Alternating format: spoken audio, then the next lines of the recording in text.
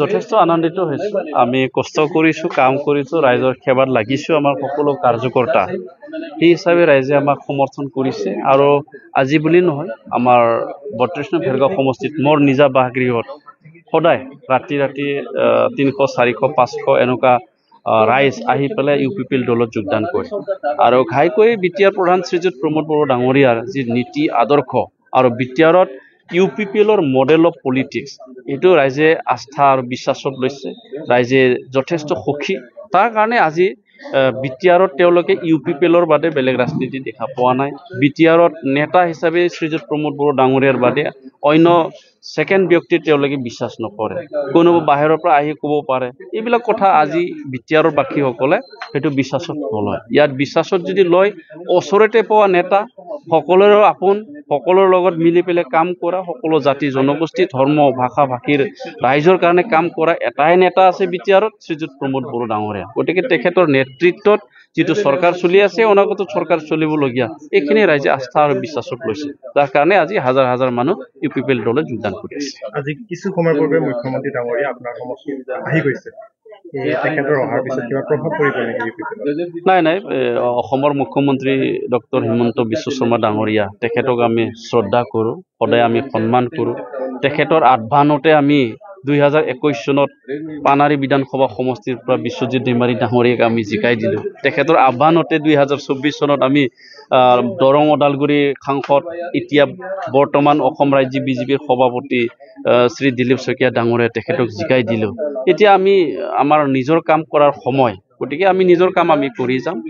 আমাৰ ইয়াত কোনে আহে কোনে নাহে ৰাজনৈতিকভাৱে আমি সেইটো লক্ষ্য নকৰো কিন্তু আমি আশা কৰো মুখ্যমন্ত্ৰী ডাঙৰীয়া ইয়াত অহাৰ লগে লগে আমাৰ ইয়াত উন্নতিৰ এটা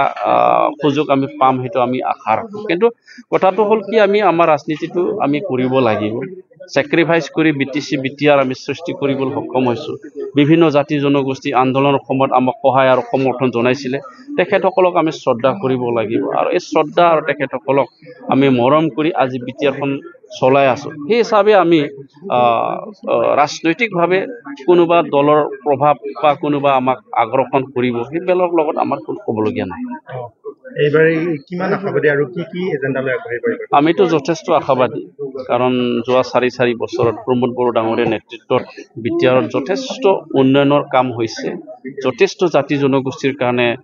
উন্নয়নৰ কাম কৰিছে শান্তি সম্প্ৰীতি ইয়াত বজাই ৰাখিছে আৰু এইটো আমি চিৰস্থায়ী আমি বিচাৰিছো আৰু আমাৰ অনাগত দিনত UPPL হিচাপে এই অঞ্চলৰ সৰ্বাংগীন উন্নয়ন অৰ্থনীতি শিক্ষা ক্ৰীড়া খেতি বা কৃষি সকলো দিশত আমি উন্নয়নটো বিচাৰিছো আৰু প্ৰমোদ বড়ো ডাঙৰীয়া জাতিটোৰ অৰ্থাৎ এই অঞ্চলত বসবাস কৰা সকলো শ্ৰেণীৰ মানুহৰ কাৰণে চিন্তা কৰিছে আৰু সেইটোৱে হৈছে আমাৰ লক্ষ্য আৰু অনাগত দিনত আমাৰ বিটিআৰখন এটা সুন্দৰ এটা উন্নত বিটিআৰ গঢ়াৰ কাৰণে আমি লক্ষ্য লৈ পেলাই নিৰ্বাচনত যুঁজিম আপোনাৰ সমষ্টিত আপোনাৰ প্ৰত্যাহ্বানটো হ'ব পাৰে নাই এতিয়াতো আমি প্ৰত্যাহ্বান হিচাপে আমি কাকো ভাবা নাই বিটিআৰত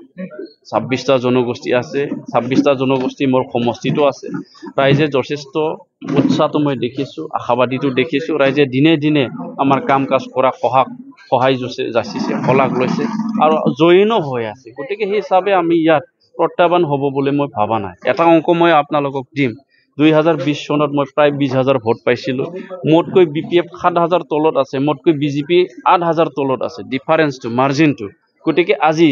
BPFৰ 14,000 ভোট পাই পেলাই মোৰ লগত 7,000 ডিফাৰেন্সত পৰাজিত হোৱা তথা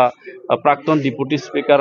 নেৰচন বড়ো ডাঙৰীয়া আমাৰ দলত আহিল গতিকে তেখেতে 14,000 পাইছিলে আমি 20,000 পাইছিলে সেইটো যদি ডাইৰেক্টলি আমি যোগ কৰি দিও 34,000 ভোট আমাৰ হাতত আছে ইয়াত 61,000 ভোট আছে গতিকে আমি আশা ৰাখিছো নেৰচন বড়ো ডাঙৰীয়াৰ লগত 14,000 নহয় 10,000 আহিলে মোৰ লগত মানে 25,000 নহয় 20,000